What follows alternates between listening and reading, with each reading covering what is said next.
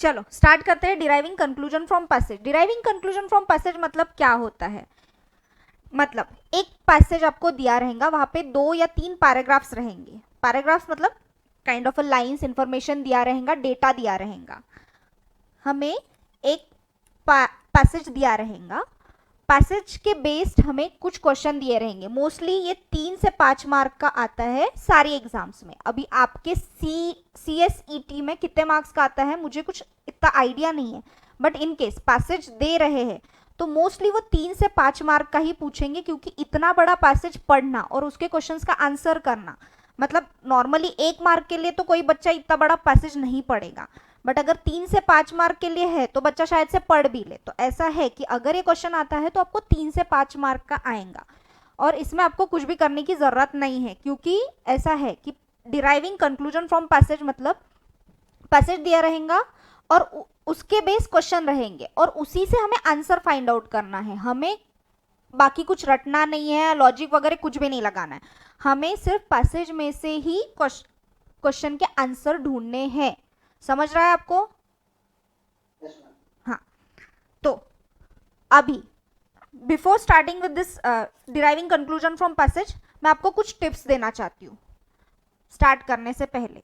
क्योंकि देखो, जो पैसेज रहेगा वो ही ट्रूथ रहेगा, मतलब हमारे लिए सामने जो अभी दिया हुआ है वही ट्रूथ। भले ही वो बोलेगा कि स्काई इज पिंक, तो अपने लिए वो स्काई इज पिंक ही रहेगा। अपना दिमाग नहीं लगाना है कि स्काई ब्लू है तो ऐसा है, नहीं। ऑथर ने बोला है स्काई इज पिंक तो स्काई इज पिंक ही रहेगा। तो मैं आपको कुछ टिप्स देना चाहती हूँ, वहां पे अपने कंक्लूजन नहीं निकालना है, ऑथर के हिसाब से कंक्लूजन निकालना है। और बहुत बार हम हमारे कंक्लूजन निकाल के आंसर मैच करके आते हैं और वो आंसर रॉन्ग हो जाता है। हमें ऑथर के हिसाब से कंक्लूजन निकालने हैं। ओके, सो जो टिप्स मैं स्टार्ट करती हूँ ये आप अच्छे से लिख भी लो। दिख रहा है, विजिबल है आपको? आपकी स्क्रीन बहुत छोटी दिख रही है। स्क्रीन बहुत छोटी दिख रही है? ओके, हाँ। अभी ठीक है? हाँ, ठीक है, ठीक है। Tip number 1, read attentively. अब मैं ऐसा क्यों बोल रही हूँ कि रीड अटेंटिवली?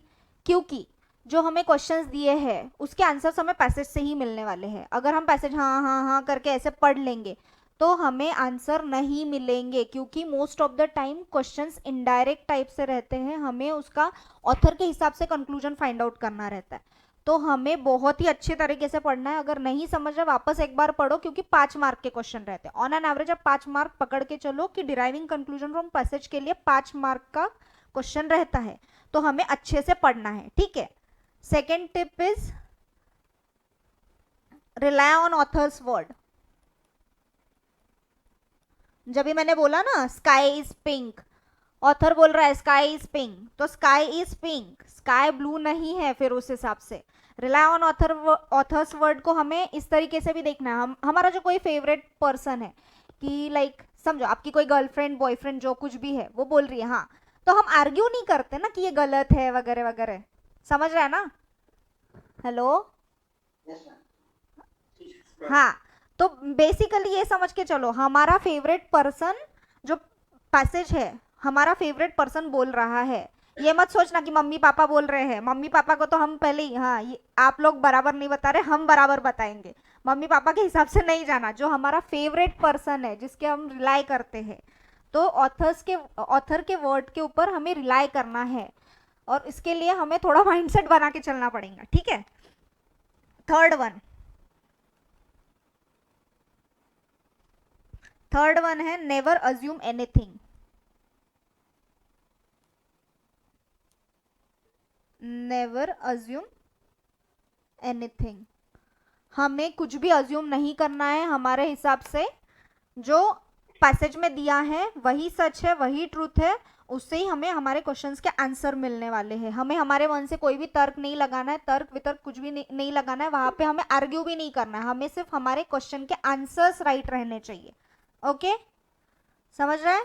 ये टिप्स आपको लिख के रखना है, क्योंकि बहुत बार ऐसा हो जाता है बच्चे भूल जाते हैं और हम हमारे कंक्लूजन लगाते हैं। हमें हमारे कंक्लूजन नहीं लगाने हैं। मैं बार बार बोल रही हूँ, हमें ऑथर का कंक्लूजन निकालना है, ठीक है?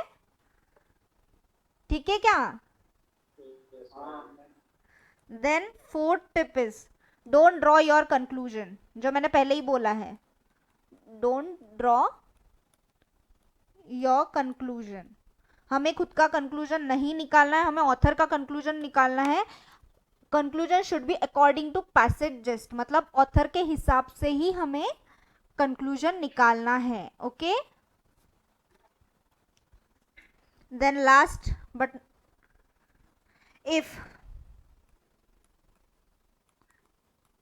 if it is not given in passage,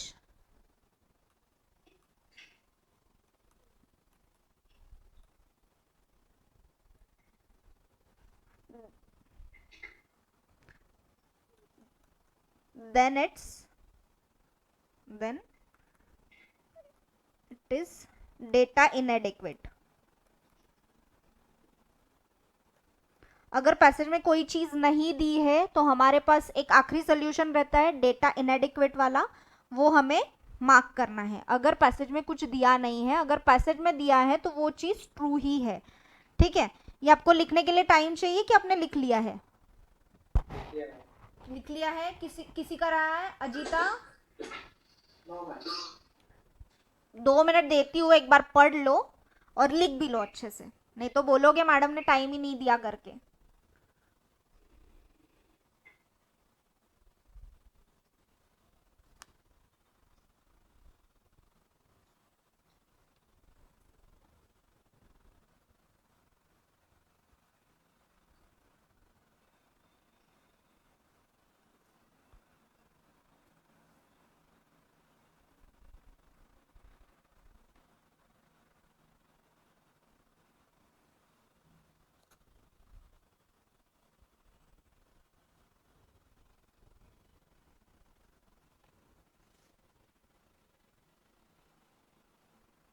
लिख के हो गया है सबका?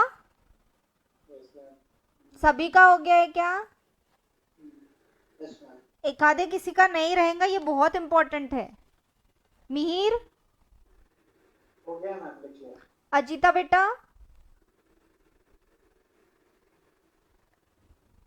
हो गया मैम। हो गया ना?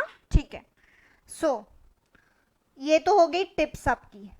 देन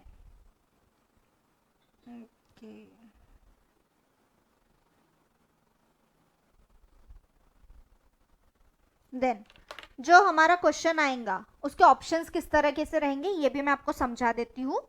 जो आपको 5 ऑप्शन दिए रहेंगे, 5 ऑप्शंस आपको रहेंगे। ठीक है, पहला ऑप्शन रहेगा if the inference is definitely true.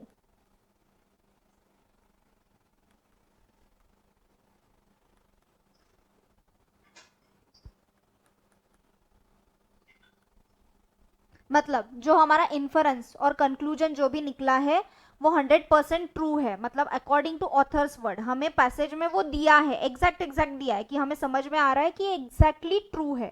ठीक है, सेकेंड कंक्लूजन ये रहता है if the inference is probably true. अब आप ये पूछोगे प्रोबेबली ट्रू और डेफिनेटली ट्रू में क्या फर्क है? डेफिनेटली ट्रू मतलब 100% ट्रू जो हमें पैसेज में दिया है, बट प्रोबेबली ट्रू मतलब क्या है कि पैसेज में हमें इनडायरेक्टली दिया है, हमें ऑथर के हिसाब से वो जानना है। वो most of the time 75 to 80% true है, बट 20% रॉन्ग होने के भी चांसेस है, मतलब वो 75:25 का रेशियो है प्रोबेबली ट्रू के लिए, मतलब वो 75% ही सच है। तो उस केस में हम प्रोबेबली ट्रू यूज करेंगे।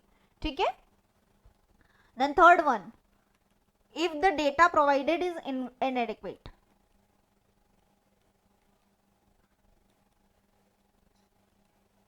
provided is inadequate,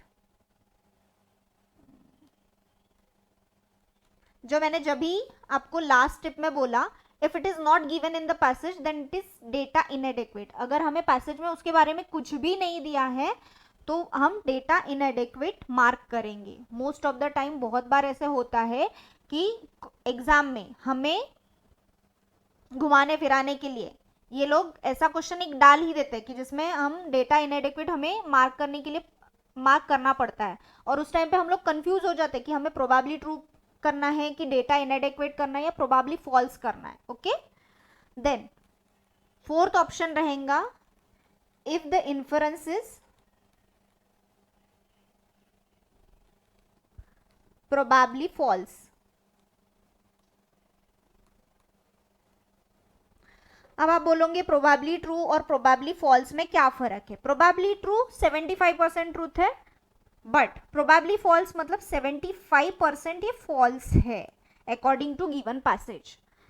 ये हम जो है, ये जो दो है probably true and probably false, जब हम क्वेश्चन सॉल्व करेंगे तब हमें ज्यादा अच्छे से क्लैरिटी आ जाएंगी. ओके ओके क्या. Then inference is definitely false. If the inference is definitely false,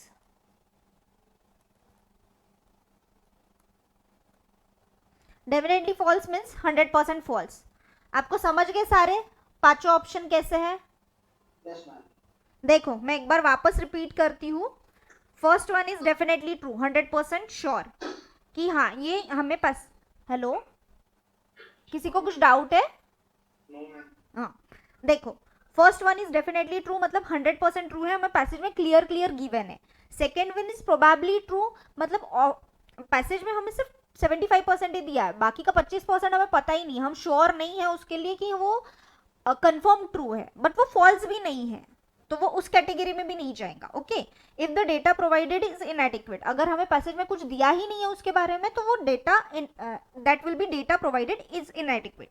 the next one, if the inference is probably false, inference जो है वो probably false है मतलब 75% तो false ही है according to passage कि हाँ ये होने ही नहीं वाला, बट उसमें थोड़ा सा सच्चाई भी है कि 25% हो सकता है, तो that will be the probably false. okay, और last one, if the inference is definitely false मतलब inference 100% ही false है, मतलब जो डेटा गिवन है उसका एकदम उल्टा ही बोला है, वो डेटा इनएडिक्वेट भी नहीं है बट डेटा एकदम ही गलत दिया हुआ है. ओके, समझ रहा है क्या बच्चों.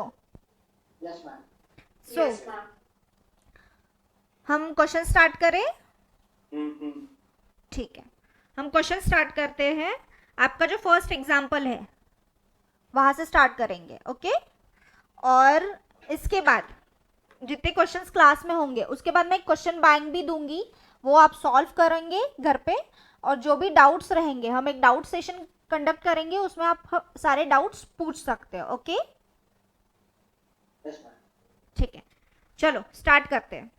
फर्स्ट एग्जाम्पल है हमारा, कोई भी पीछे के आंसर्स नहीं देखने वाला. मैं पहले ही बता दूं आपके क्यों हंस रहे हो. अरे मैम नहीं देखेंगे.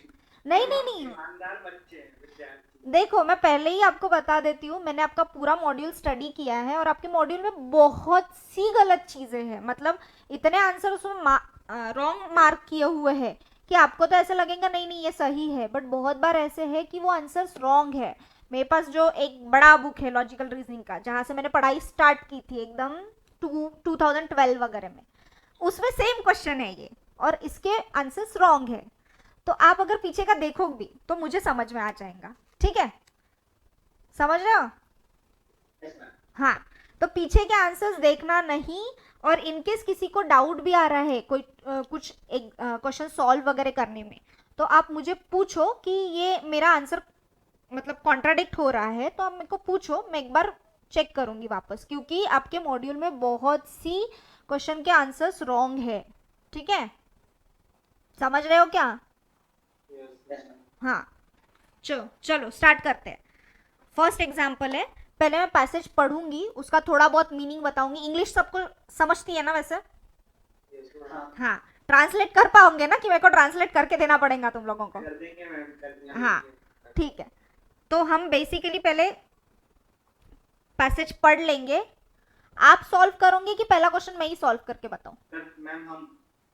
अच्छा ठीक है, तो जो पैसेज है, पैसेज तो मैं पढ़ के बता दी हूँ, ट्रांसलेट आप खुद कर पाओगे, और क्वेश्चन के आंसर भी आप सॉल्व करोगे पहले, फिर मैं देखती हूँ कि किसने कितने राइट या रॉन्ग मार्क किए हैं, तो मेरे को समझ में आ जाएगा थोड़ा बहुत.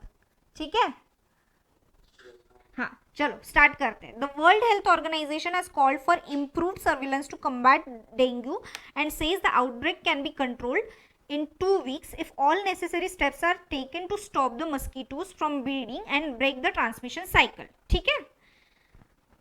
Dengue is already most widespread mosquito-borne disease among human. In the past 15 years, outbreak in South and Southeast Asia have been rapidly rising, mostly due to falling environmental and public health standards during urbanization. WHO reports say that severe forms of disease such as a hemorrhagic fever (DHF) and shock syndrome are putting more 2.5 million people at risk worldwide each year. Importantly, 95% of DHF cases are among children and less than 15 years. Therefore, diseases has a major impacts on public health and future generations. ठीक है, मैं थोड़ा सा आपको ये बता देती हूँ. इसमें हमें पहले पैसेज में ये दिया है कि वर्ल्ड हेल्थ ऑर्गेनाइजेशन. हाँ बोलो. तो पैसेज ये है कहाँ पे? हाँ, पेज नंबर क्या है ना? पेज नंबर 191 मिला नहीं आपको? अच्छा अच्छा. आप क्या सैंपल क्वेश्चन नंबर 193 में.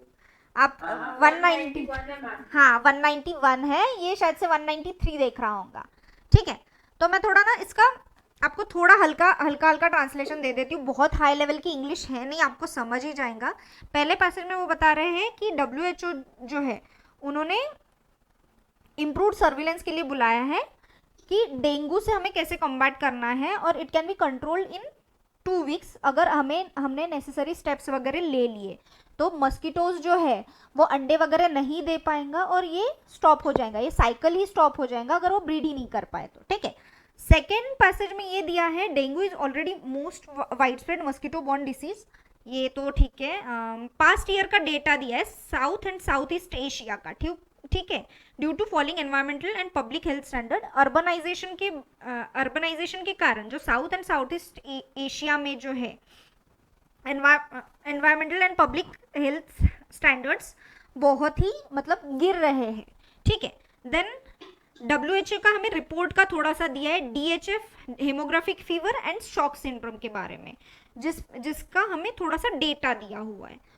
बहुत ही बेसिक सा पैराग्राफ है. मैं अल्टीमेटली इंग्लिश से हिंदी में ही ट्रांसलेट करके बता रही हूँ. उसमें भी क्या हिंदी में ट्रांसलेट करके बताओ.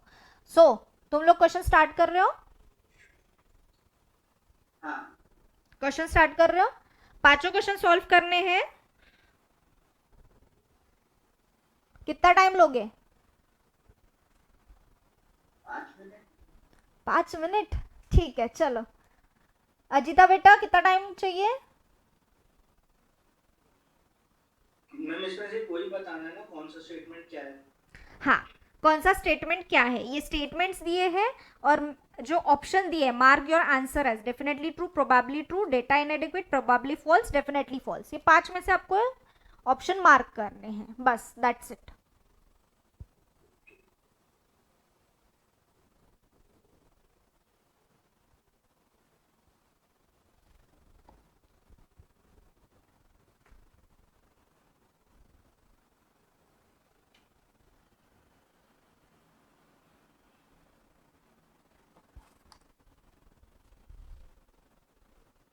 लास्ट वाला क्या 3 हो गए, 2 बाकी. इतनी फास्ट? बाकियों को भी करना. प्रोबेबली ट्रू होगा क्योंकि नहीं नहीं नहीं, एक साथ ऐसे नहीं. पहले आंसर नहीं बताने हैं. कर रहे हो ना आप लोग? Yes ma'am. पीछे से आंसर नहीं देखना है, उसमें आंसर रॉन्ग है, मैं पहले ही बता दूं. अजीता बेटा समझी. तेरे लिए भी था.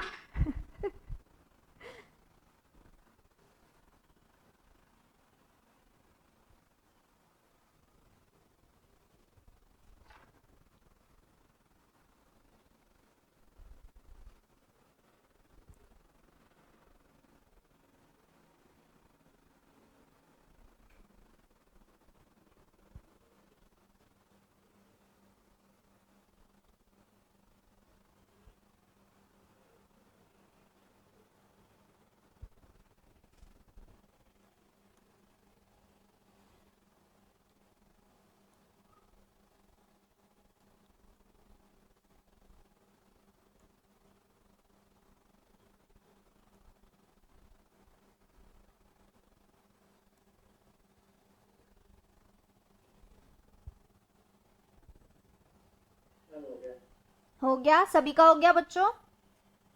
Yes ma'am. जब तक सारे हाँ नहीं बोलते मैं स्टार्ट नहीं कर सकती।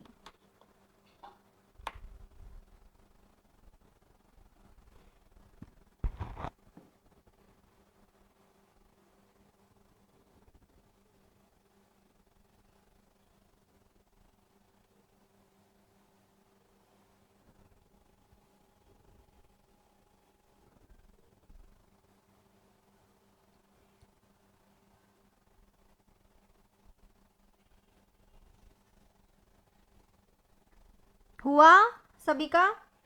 Yes, ma'am. सभी का हो गया है? Yes ma'am. Mihir? Mike mute. Yes ma'am, yes ma'am. ठीक है, चलो स्टार्ट करते हैं।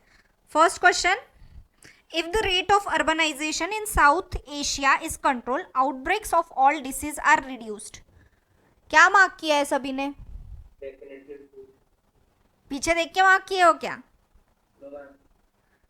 Probably false. नहीं नहीं नहीं, देखो अभी मैं समझा के बताती हूँ। If the rate of urbanization in South Asia is controlled, outbreak of all disease are reduced. जो हमारी फर्स्ट सेकेंड लाइन है, देखो सेकेंड लाइन भी नहीं है, सेकेंड लाइन में जो एंड के बाद है, says the outbreak can be controlled. Can be बोला है हमें, पक्का नहीं है, श्योर नहीं है हमें, ठीक है। Yes. Can be controlled in 2 weeks if all necessary steps are taken to stop. मतलब कैन बी बोला है, प्रोबेबली ट्रू हो सकता है। If the rate of urbanization, इन्होंने डायरेक्टली ही बोला, if the rate of urbanization in South Asia is control, outbreak of all the disease are reduce. मतलब हो ही जाएंगे, अगर ऐसा रेट ऑफ अर्बनाइजेशन अगर कम हुआ तो आउटब्रेक भी रिड्यूस हो जाएगा। बट यहाँ पे हमारे सेंटेंस में है कैन बी, तो it may be probably true, वो 100% ट्रू नहीं है, ठीक है। तो फर्स्ट इसका आंसर आएगा हमारा बी, प्रोबेबली ट्रू। किस किस का सही है? किस किस का सही है? मेरा गलत है। मेरा भी गलत है। थोड़ा टाइम लगेगा, पैसेज की हम प्रैक्टिस करेंगे और, ठीक है। सेकंड, डेफिनेटली शायद एक ही है। क्या पीछे से आंसर पढ़ पढ़ के बता रहे हो क्या? नहीं मैम, नहीं, मैंने पीछे से नहीं पढ़ा हूँ। मेरा नहीं कि मैम इस पे भरोसा नहीं कर सकते। बहुत चीटर कॉपी। जाना तेज से ज्यादा आंसर देता हूँ, सही चुप रहे। झगड़ो मत, झगड़ो मत, हम और डिबेट करेंगे इस पे, ठीक है। चलो चाय से चर्चा। शांत शांत शांत। चलो नेक्स्ट जो क्वेश्चन है, world health organization hasn't collected data of outbreak of dengue in past. क्या क्या आंसर लिखा है तुम लोगों ने? अरे बोलो ना अब। ये लिखा है मैंने, डेफिनेटली फॉल्स। Definitely false. मेरा भी वही। मैंने प्रॉब्लम। मेरा भी वही है। देखो अब मैं आपको समझाती हूँ। मेरा मैम, ये इनका सही है गलत है? गलत है, हाँ, डेफिनेटली फॉल्स गलत है। ये जो आंसर, Probably false? नहीं नहीं नहीं, सॉरी, डेफिनेटली फॉल्स सही है। Sorry sorry sorry sorry sorry sorry sorry. ठीक है, सब 10 रुपए भेज देना। Good good. तुमने क्या लिखा है कुशाग्र?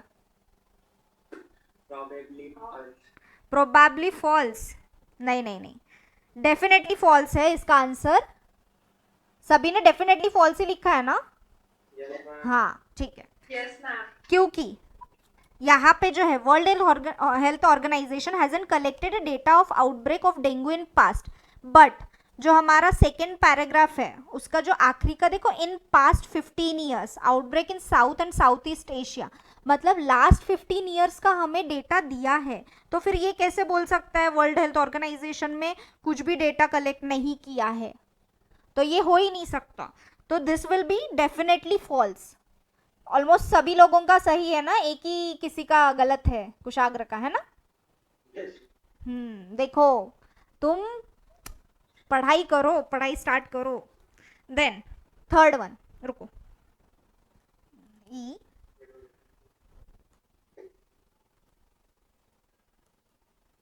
डेफिनेटली फॉल्स है हमारा, ठीक है। Then third one, there was no outbreak of dengue in European countries in recent past. क्या क्या आंसर लिखो? Data inadequate। हाँ डेटा है। डेटा सभी का डेटा इनएडिक्वेट है। हाँ दिया ही नहीं। आंसर सही है, क्योंकि हमें जो है, देखो जो हमने अभी लाइन पढ़ा, past 15 year outbreak of south and south east Asia, south and south east Asia के बारे में ही दिया है, यूरोपियन कंट्री के बारे में नहीं दिया है। तो हम हमारा अजम्पशन नहीं लगाएंगे कि यूरोपियन कंट्रीज में भी ये हो सकता है, तो हमारे आंसर सही है, ठीक है। Then fourth, over the last decade south asian countries haven't successfully stepped up mechanism to combat dengue। क्या लिखा है सबने? Definitely true. सबके आंसर्स बताओ।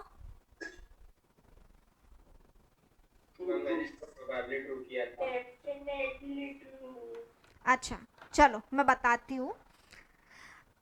अभी जो बोला है मोस्टली ये क्वेश्चन ना इसी पे अटका हुआ है, इन द पास्ट 15 ईयर्स। अब इन्होंने क्या बोला, ओवर द लास्ट डिकेड, और हमारे पास गिवन डेटा है इन द पास्ट 15 ईयर्स का। लास्ट डिकेड मतलब 10 ईयर्स, तो मतलब हमारे पास ये डेटा तो है, ठीक है। और ये भी क्या है, south and south east Asia have been rapidly rising mostly due to falling environmental and public health standards during urbanization. और हमारा क्वेश्चन है, over the last decade South Asian countries haven't successfully stepped up mechanism to combat dengue. अब इन्होंने ये सब data दिया है, और आगे की जो लाइंस है कि अर्बनाइजेशन के कारण ये बढ़ गया वो बढ़ गया, तो मतलब सक्सेसफुल स्टेप नहीं लिया गया है, तो जो गिवन स्टेटमेंट है वो डेफिनेटली ट्रू है। समझ रहा है आपको? मोस्टली मुझे ऐसा लगता है ये क्वेश्चन सिर्फ वो पास्ट 15 ईयर्स के आसपास ही भटक रहा है, बस उसको वहीं पे ही फोकस करना है, बाकी उसको कुछ बाकी पैसेज से लेना देना ही नहीं है, ठीक है। देन फिफ्थ क्या, नहीं फिफ्थ का क्या है? सर मैम फिफ्थ का प्रोबेबली ट्रू होगा। Probably true, probably true false तो पक्का नहीं होगा। नहीं, देखो अभी जो है हमारी जो लास्ट थर्ड लाइन पढ़ो, जो जहाँ से स्टार्ट हो रहा है, last fourth line, WHO reports that severe forms of disease such as a haemorrhagic, क्या हुआ? तो वो पढ़ो, DHF and DSS are putting 2.5 million people at risk worldwide each year, ठीक है। इन्होंने बताया DHF और DSS के बारे में, दोनों का बताया, ठीक है।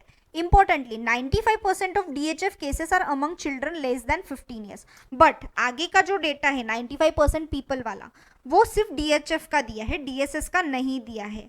The disease has major impacts on public health and future generation, आगे का सिर्फ हमें DHF के बारे में दिया है। DSS टाइप डेंगू का अडल्ट पे क्या अफेक्ट हो रहा है क्या नहीं हो रहा है ये हमें बताया ही नहीं है, हमारे पैसेज पे गिवन ही नहीं है, तो क्या आंसर रहेगा? एग्जैक्टली अगर हमें दिया ही नहीं ना, वो मैच ही नहीं हो रहा है ना कि अडल्ट को अफेक्ट हो रहा है कि नहीं। उसने सिर्फ एक सेंटेंस दे दिया कि putting more 2.5 million people at risk, समझ रहे हो? बट अडल्ट के बारे में कुछ दिया ही नहीं है कि इनको अफेक्ट हो रहा है कि नहीं हो रहा है, समझ रहे हो? तो आखिरी आंसर क्या रहेगा हमारा? डेटा इनएडिक्वेट। किसने किसने पीछे से आंसर पढ़ के टिक किया है?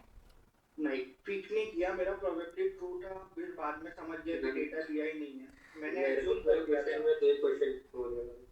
तो देखो मैं बस इतना समझाना चाहती हूँ, आपके आंसर सिर्फ पैसेज में है, आप पैसेज अच्छे से पढ़ो, 5 मार्क आपके हाथ के हैं।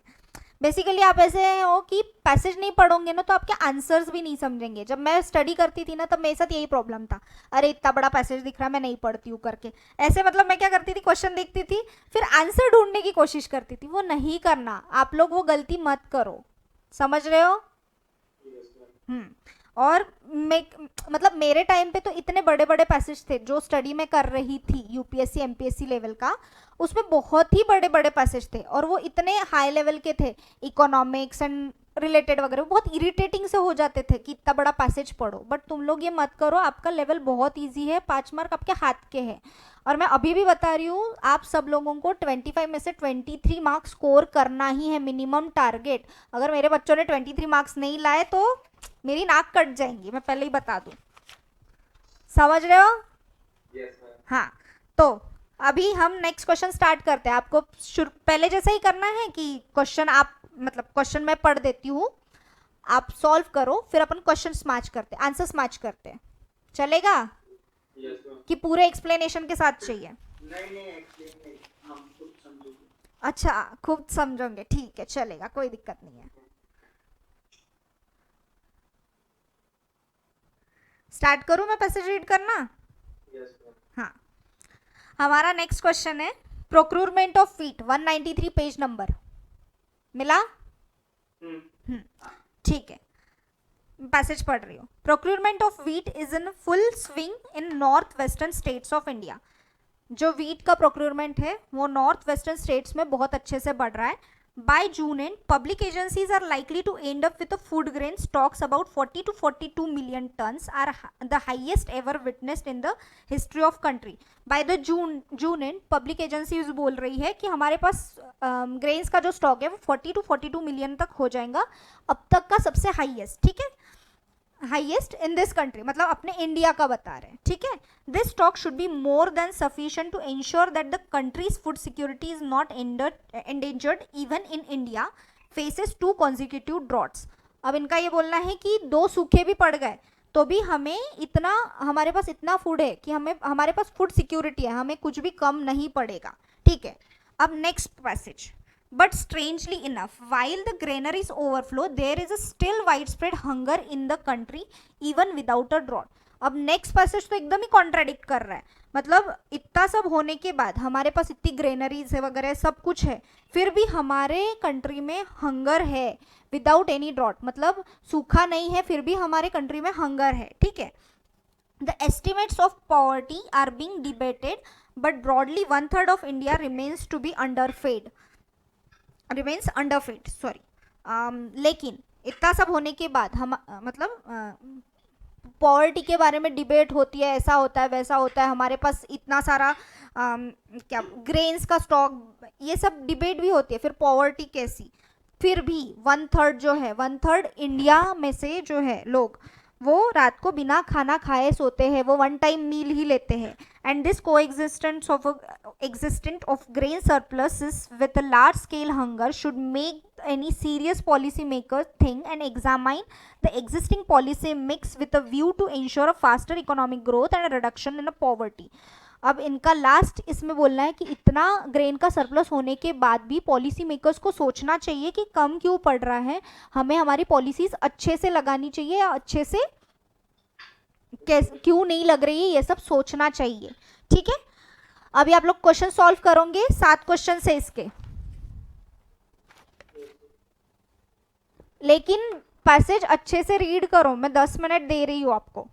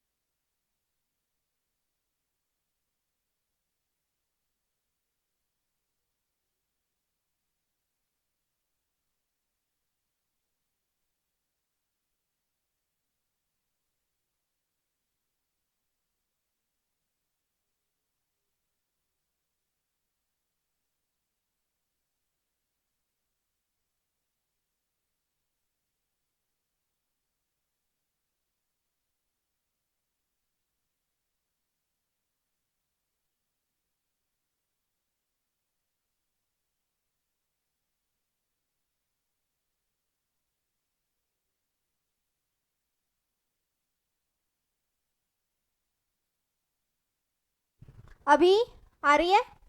वही, हाँ हाँ, किसका नहीं हुआ है? सबका हो गया। सबका हो गया? पक्का सबका हो गया? जिसका नहीं हुआ है प्लीज बताओ। हो गया नहीं। हो गया, ठीक है। चलो स्टार्ट करते हैं। Question number first, the policy makers in India are unaware of prevalent hunger. क्या लिखा है आंसर?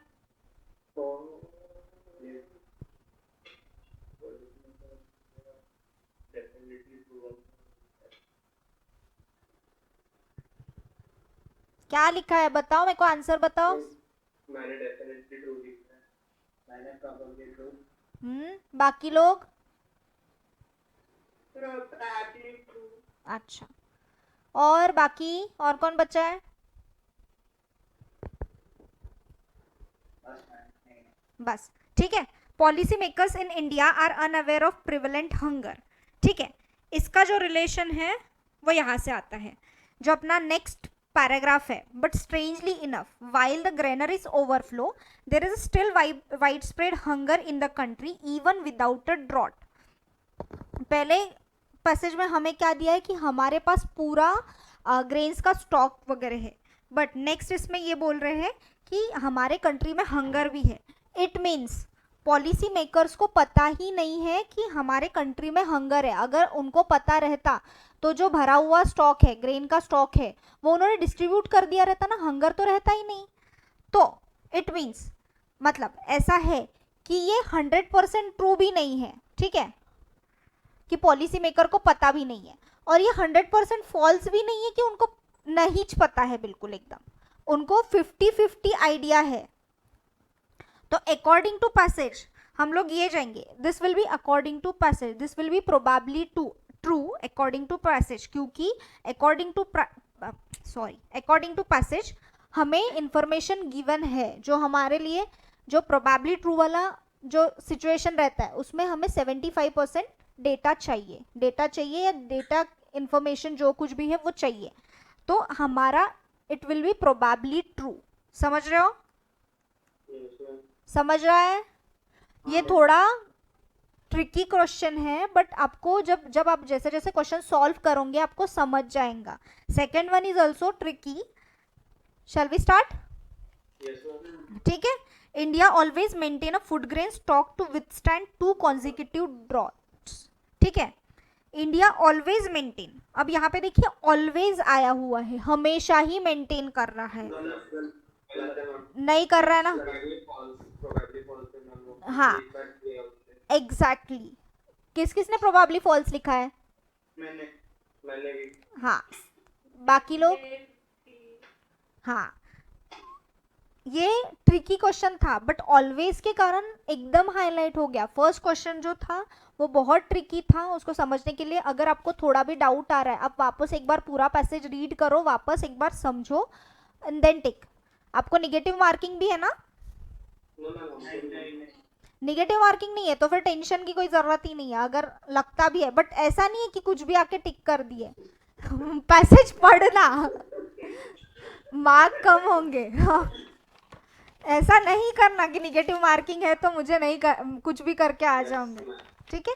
बट निगेटिव मार्किंग नहीं है तो आपके पास एक बेनिफिट है कि आप 25 आउट ऑफ 25 क्वेश्चन सॉल्व कर सकते हो। 25 में से 25 सॉल्व करके आना, बट 23 मार्क आपको मिलने ही चाहिए, ये बात याद रखना, मिनिमम।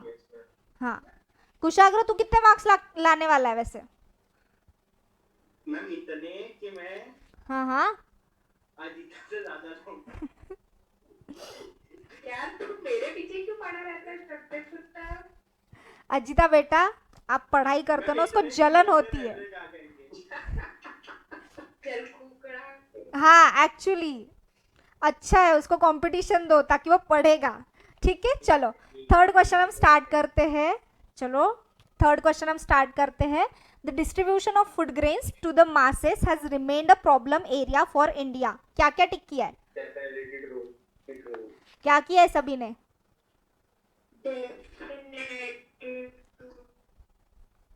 किस किस का डेफिनेटली ट्रू नहीं है? मेरा।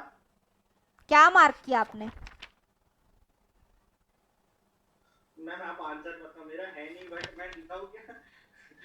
मैं बाद में लिखाऊंगा, पहले आप आंसर बताओ। ठीक है, जो है हमारा आंसर वो एक्चुअली डेफिनेटली ट्रू ही है, बिकॉज देखिए जो हमारी जो थर्ड क्वेश्चन का कहाँ पे गया मेरा,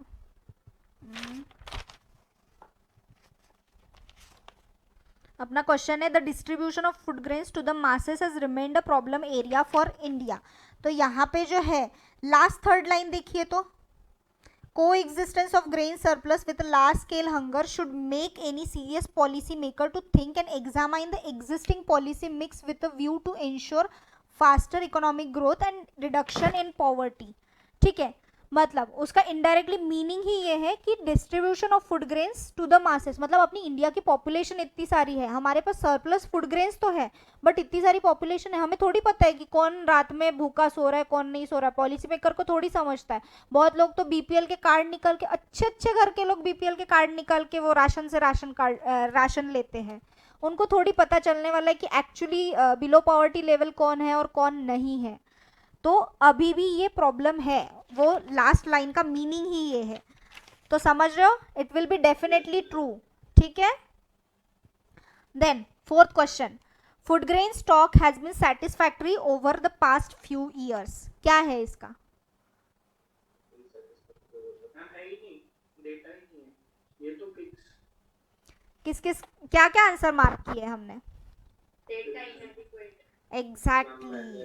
एग्जैक्टली क्योंकि हमारा सुनो हमारा जो फर्स्ट लाइन है उसमें ही दिया है by June end public agencies, हमें सिर्फ जून एंड से ही हमें रिकॉर्ड दिया गया है, हमें पास्ट फ्यू इयर्स का कुछ भी रिकॉर्ड नहीं दिया है, तो हमारा answer will be data inadequate. ठीक है, ठीक है, next question, more than 30% of population in India do not even get 2 times meal per day, क्या क्या? डेफिनेटली ट्रू कैसे होगा? Definitely. 2/3 दिया ना उसको।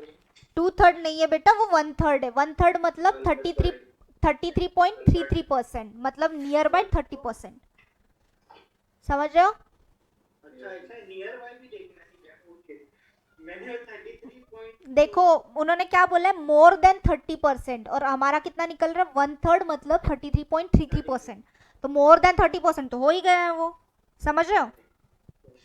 ठीक है, तो that will be definitely true. किसने रॉन्ग किया है ये आंसर? मैंने सिर्फ ट्रू लिखा था मैंने डेफिनेटली ट्रू किया था, लेकिन क्वेश्चन मैंने गलत समझा था। अच्छा, क्वेश्चन क्या समझा तुमने, मुझे बताओ। मैम मैंने 1/3 के जगह 2/3 समझा था कि 2/3 पीपल खाना नहीं खा पाते। नहीं नहीं नहीं, जब भी क्वेश्चन आता है एक बार वहां पे वो लाइन पे जाके देखना कि वो एक्चुअली 1/3 है कि 2/3 है, नहीं तो ऐसे करोगे तो गलत हो जाएगा आंसर। ठीक है, next question, the policy of India needs to be revamped to reduce the extent of poverty in India in country, क्या लिखा है इसका? क्या लिखा है? अरे डेफिनेटली ट्रू मैम। अभी पढ़ के सॉल्व कर रहे हो क्या तुम लोग? जब टाइम दिया था तो सॉल्व नहीं किए क्या? अच्छा, 6 वाला समझा नहीं था। किसने किसने क्या क्या सॉल्व किया है? दोनों ट्रू ही है, मैंने ट्रू किया है। ट्रू ही किया है, चलो मैं बताती हूँ। अजीता बेटा आपने क्या सॉल्व किया है? ये ही नहीं है True. ट्रू ना? ये मैम तू अजीता है क्या? अरे तुम लोग झगड़ते क्यों हो? मुझे एक चीज समझ में नहीं आती है, क्लास में कुशाग्र और अजीता का इतना कंपटीशन क्यों चलते रहता है हमेशा? क्या हुआ अब एकदम दोनों शांत? चलो मैं बताती हूँ। ठीक है, जो अपना क्वेश्चन है, policy of India needs to be revamped to reduce the extent of poverty in the country, इसका मतलब है अपनी जो इंडिया की पॉलिसी है उसको थोड़ा चेंज करना चाहिए कि पॉवर्टी हमारी रिड्यूस होनी चाहिए। हमारे पास एक्सटेंट ये है, ग्रेन्स का स्टॉक है, सब कुछ है, बट फिर भी पॉवर्टी है। तो देखिए जो लास्ट थर्ड लाइन है, coexistence of grain surplus with a large scale hunger should make any serious policy maker to think and examine the existing policy mix with a view to ensure a faster economic growth and reduction in poverty। वो सिर्फ बड़े इसमें लिखा है, मतलब 3 lines में explain करके लिखा है, ये आपको एक सिंगल लाइन वाला क्वेश्चन बताया, अल्टीमेटली दोनों का मीनिंग सेम ही है, समझ रहे हो? पढ़े अपने लास्ट 3 लाइन्स पढ़े अच्छे से, समझ रहा है कि वो डेफिनेटली ट्रू ही होगा क्योंकि डायरेक्ट दिया है, अच्छे से एलैबोरेट करके भी दिया है उन्होंने। क्वेश्चन सिर्फ शॉर्ट में दिया है, ठीक है, समझ रहे हो? डेफिनेटली ट्रू किसने नहीं लिखा था? डेफिनेटली ट्रू किसका नहीं था? मैंने लिखा नहीं था, पर मुझे जगह नहीं थी। अच्छा अच्छा ठीक है, अभी समझ गया? क्वेश्चन थोड़ा डिफिकल्ट था बट लास्ट 3 लाइंस में वो पूरा ही एलोबरेट करके दिया है, तो आपको उसका सिर्फ समझना था। पैसेज अच्छे से नहीं पढ़ा था बेटा? पैसेज थोड़ा सा लास्ट का नहीं पढ़ा था एकदम। ऐसे नहीं करना, मोस्टली पैसेज के स्टार्ट में, मिड में और एंड में बहुत इंपॉर्टेंट इन्फॉर्मेशन दी रहती है, और मोस्ट ऑफ द टाइम ये लोग क्या करते हैं, बच्चे पैसेज नहीं पढ़ते। आखिरी वाला तो हम ऐसे जान पे आएगा ऐसे पढ़ते हैं, तो मोस्ट ऑफ द टाइम आप देखना आखिरी के 3-4 लाइंस पे इतने क्वेश्चंस रहते हैं। इसी में देख लो, आई थिंक सो 2 या 3 क्वेश्चन अभी तक हो गए, 2 क्वेश्चन तो हो ही गए हैं, एक क्वेश्चन नंबर 3 और एक क्वेश्चन नंबर 6 लास्ट के 3 लाइंस पे है, समझ रहे हो? अभी last question, in India at present is one of the countries in the world to have a sufficient food for its people. क्या है? किसने किसने लिखा है, क्या लिखा है बताओ मेरे को? True definitely true. बराबर। किसने नहीं लिखा है डेफिनेटली ट्रू? किसने नहीं लिखा है बोलो मेरे को। इतना कुछ ये नहीं है, गलत होगा, एग्जाम में गलत नहीं करना है हमें सिर्फ। चलो देखो, जो क्वेश्चन पूछा है, एट प्रेजेंट पूछा है, India at present is one of the countries in the world to have a sufficient food for its people. सिर्फ स्टेटमेंट में ये दिया है कि सफिशिएंट फूड है हमारे पास अभी का, और अभी जो फर्स्ट लाइन है हमारी, जो फर्स्ट लाइन है, by the June end public agencies are likely to end up with food grains about 40 to 42 million tons, highest ever witness। मतलब हमारे पास sufficient food है। उन्होंने यहाँ पे indirectly दिया है, यहाँ पे direct क्वेश्चन पूछा है, तो it will be definitely true। समझ रहा है? Yes ma'am. क्या समझा आपको? हमें कुछ नहीं करना पड़ा, हमें सिर्फ पैसेज से ही हमारे आंसर्स निकालने। पैसेज अच्छे से पढ़ो, क्वेश्चन अच्छे से पढ़ो, आपके आंसर्स निकल जाएंगे। समझ रहे हो? हाँ, मैं थोड़ा समझ सकती हूँ आपको, थोड़ा definite probably true and probably false में थोड़ा कंफ्यूजन हो सकता है, बट 75% ट्रूथ इन्फॉर्मेशन हमें दी है, डायरेक्टली पैसेज में ही दी है, तो it will be definitely true. अगर 75% फॉल्स इन्फॉर्मेशन, प्रोबेबली, हाँ, probably true and probably false, कि डेफिनेटली ट्रू और प्रोबेबली ट्रू के बारे में जानना है। क्या जानना है बोलो मेरे को? नहीं मैम, आपने डेफिनेटली ट्रू बोल दिया। अच्छा, सॉरी, देखो हमें डेफिनेटली ट्रू नहीं, probably true and probably false, हमें 75% ऑफ इंफॉर्मेशन अगर पैसेज में दी है बट 25% नहीं पता है, तो it will be probably true. समझ रहे हो? समझ रहे हो क्या? दिख रहा है ये? Is it visible? हाँ ठीक है। अगर हम जो पैसेज में अगर डेटा दिया है वो 75% दिया है बट रॉन्ग है और 25% ट्रूथ है, तो that will be probably false. समझ रहे हो? डायरेक्ट इनवर्स रिलेशन है, एक तो इधर ये प्रोबेबली ट्रू रहेगा अगर स्टेटमेंट 75% दिया है, अगर 75% फॉल्स दिया है तो प्रोबेबली फॉल्स रहेगा। समझ रहे हो? Yes ma'am. इसमें थोड़ा कंफ्यूजन हो सकता है, आप जितने क्वेश्चन सॉल्व करोगे आपको समझते जाएगा। और आखिरी का जो क्वेश्चन है 8, 9, 10 और क्या है 8, 9, 10 3 क्वेश्चन है, ये आपका होमवर्क है और सॉल्व करके आना है।